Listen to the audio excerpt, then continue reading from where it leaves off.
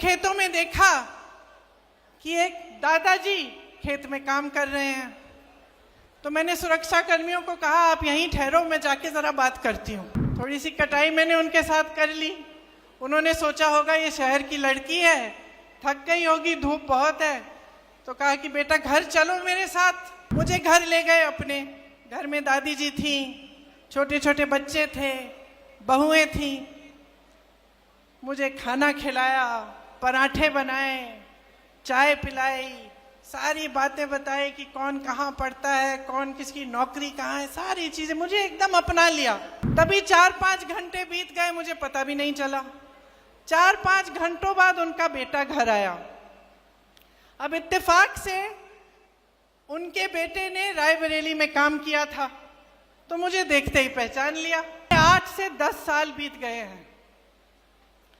जब जब मेरी रैली आसपास लगती है तो उनका बेटा मनोज कभी कभी दादू जी को ले आते हैं मेरे से मिलने।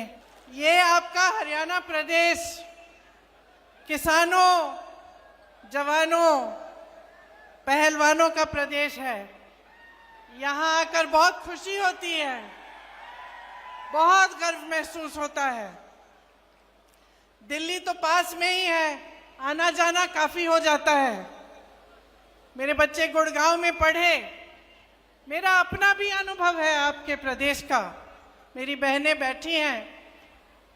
कुछ सालों पहले, लगभग 8 साल पहले, मेरी बेटी शायद 15-16 साल की थी, तब वो हरियाणा प्रदेश के लिए बास्केटबॉल खेली। तो वो भी खेल कूद में तेज है। जब उसको यहाँ आना था एक कैंप के लिए, सर्दी का समय था, मैं भेजना चाह रही थी कि जाए, बाकी बच्चों के साथ अच्छी तरह से खेले, सीखे। तो मैंने कहा मैं छोड़ आती हूँ। मैं यहाँ आई। सोनेपत के पास एक जगह थी जहाँ पे स्कूल में एक कैंप था, कोचिंग का कैंप था। तो सुबह छोड़ना था और शाम को बेटी को घर ले जाना था। तो मैंने सोचा अगर मैं कैंप में जाऊंगी तो सबको पता चलेगा कि ये किसकी बेटी है।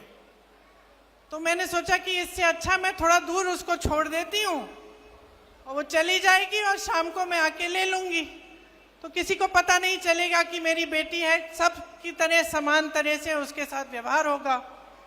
तो मैंने बेटी को छोड़ दिया सुबह पाठशाला में। यहाँ सोनेपत के पास एक सरकारी पाठशाला थी शायद, और मैंने सुरक्षा कर्मियों को कहा कि अपनी गाड़ी हम किसी खेत के पास लगा देते हैं, गाड़ी में रुक जाएंगे पूरे दिन। तो बैठी थी मैं गाड़ी में, कुछ 1-2 किलोमीटर दूर था पाठशाला से, और मैंने खेतों में देखा कि एक दादाजी खेत में काम कर रहे हैं। तो मैंने सुरक्षा कर्मियों को कहा आप यहीं ठहरो, मैं जाके जरा बात करती हूँ। मैं चली गई खेत में उनसे बात करने के लिए। उन्होंने मुझे पहचाना नहीं, सुरक्षा कर्मी दूर थे। बातचीत हुई, मैंने कहा मुझे सिखा दीजिए कटाई करना। कटाई कर रहे थे तो थोड़ा सिखाया मुझे। थोड़ी सी कटाई मैंने उनके साथ कर ली। उन्होंने सोचा होगा ये शहर की लड़की है, थक गई होगी, धूप बहुत है, तो कहा कि बेटा घर चलो मेरे साथ, घर में चाय पिलाएंगे, थोड़ा सा आराम कर लेना। मुझे भी लगा कि पूरे दिन इंतज़ार करना है, तो चलो इन्हीं के घर चले जाती हूँ, दादू जी के साथ चली जाऊँगी, वहीं बैठ जाऊँगी, पूरा दिन इंतज़ार करना है मुझे। तो दादू के साथ मैं घर चली गई।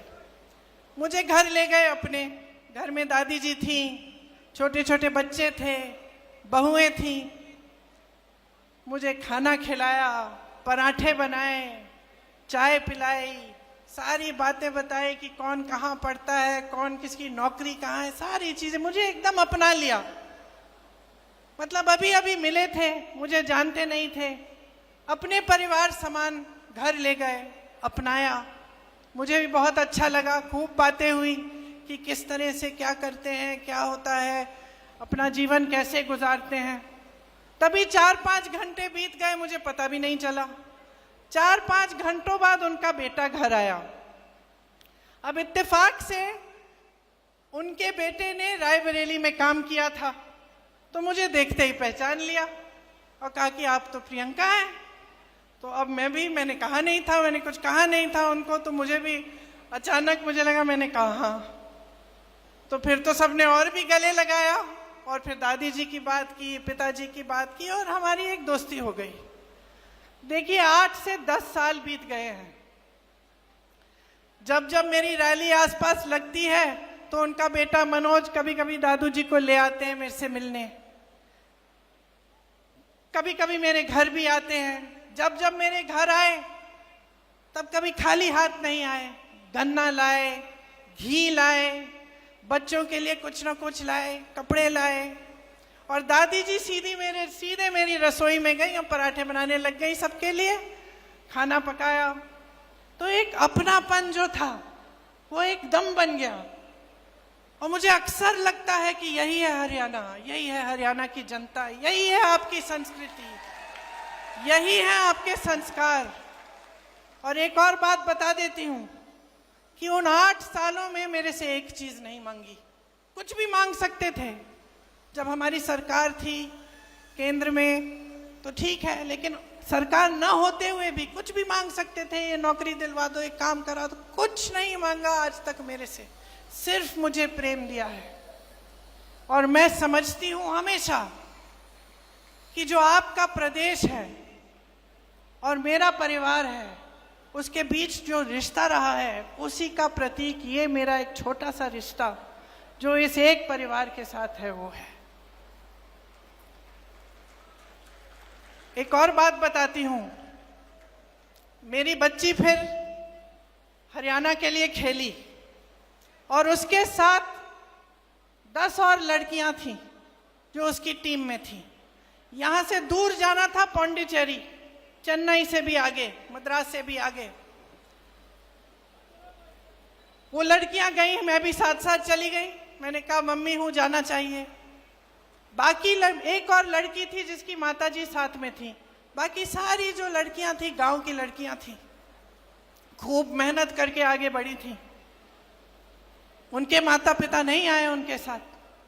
वो वहां पे 4-5 दिन जो टूर्नामेंट थी उसके लिए उन्होंने संघर्ष किया। बहुत गर्मी थी उस समय, मेरे ख्याल से 44-45 डिग्री की गर्मी थी। और जो मेरी बेटी की टीम की कैप्टन थी उसका नाम रितिका था। छोटी सी लड़की थी, विनेश की तरह, तुम्हारी तरह छोटे बाल थे उसके। 102 बुखार था उस लड़की को, लेकिन वो खेलती रही, रुकी नहीं। डांट खाई उसने अपने कोच से। टीम को जिताने के लिए उसने इतना परिश्रम किया। मेरी बेटी घर आके मुझे कहती है, माँ 102 बुखार था उसको, अगर मुझे बुखार होता तो तुम घर ले आती, बोलती कि ले जाओ अभी नहीं खेलना है। वो अकेली थी, वो लड़ी, संघर्ष किया उसने। हमारी पूरी टीम उसके साथ खड़ी थी, लेकिन वो अकेली लड़की 102 बुखार लेकर वो खेलती रही, वो रुकी नहीं। तो मैं समझती हूं कि हर लड़की, हरियाणा की हर लड़की के दिल में ये आग है। हर बेटी ने संघर्ष किया है अपने अपने तरह से। आप सब बड़ा करते हो, पालते हो, पोसते हो, किसी कैंप में भेजते हो, स्पोर्ट्स के लिए भेजते हो, आगे बढ़ाने के लिए आप संघर्ष करते हो, भरोसे के साथ भेजते हो।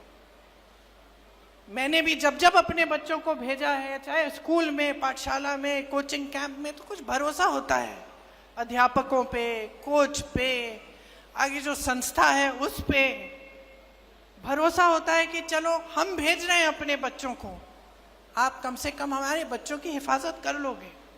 बच्चा भी देश के लिए, प्रदेश के लिए लड़ रहा है, संघर्ष कर रहा है, खेल रहा है। पूरे देश को गर्व होगा अगर जीतेगा, तो उसकी हिफाजत करिए। यही उम्मीद रखते हैं माँ बाप, है ना, माताएं बैठी हैं बहुत, यही उम्मीद रखती हैं आप।